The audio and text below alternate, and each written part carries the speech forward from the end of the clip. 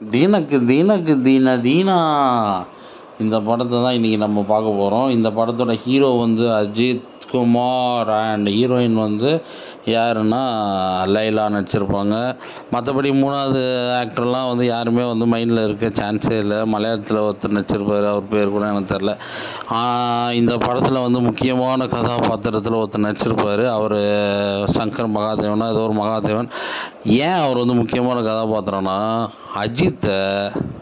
அஜித் குமாரை தலைன்னு அறிமுகப்படுத்தினதே அவர் தான்.